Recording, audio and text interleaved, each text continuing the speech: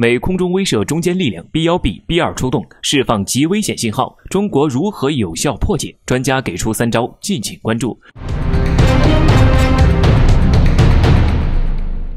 据网易新闻最新报道，日前，美国空军、海军、海军陆战队以及日本空中自卫队举行了一场大规模的联合双边一体化训练演习。当日，来自南达科他州的阿尔斯沃斯空军基地的2架 B1轰炸机从阿尔斯沃斯起飞，飞往日本海，在那里与日本航空自卫队会合，进行共同演练。另外，此前部署在迪戈加西亚的2架 B2轰炸机也应声出动。除了2架轰炸机任务外，来自日本加手纳空军基地的4架 F-1C 战斗机也前往了日本海，与4架 B1、美国海军里根号航母打击群、日本岩手海军陆战队航空战的 F-35闪电2战斗机进行了大范围整合力量训练。从以上来看，此次美日军演的来头不小，其中释放的危险信号自然也不少。根据美国空中作战中心的一位中校称，竞争对手的崛起以及美国与对手之间的关系的加剧，使得空中反舰力量重新回到了战略轰炸机部队对海作战任务的最前沿。意思很明显，美军中校口中的竞争对手就是我国，这从演习的地点也可以看出。而所谓的危险信号，可以从参与演习的战机中看出。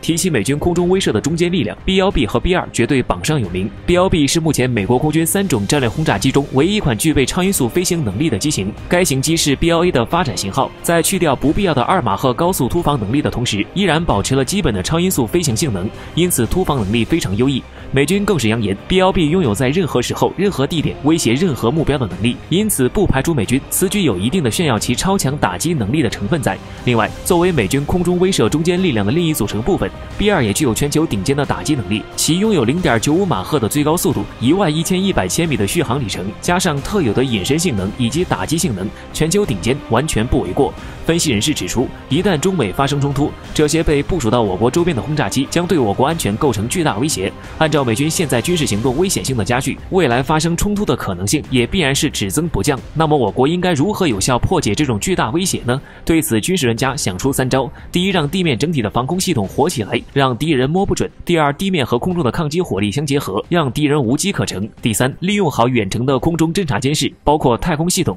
从而看清敌方作战的基地和机场，用自身的远程打击武器打敌人一个措手不及。这3招加在一起，对化解敌人的轰炸机威胁很有效。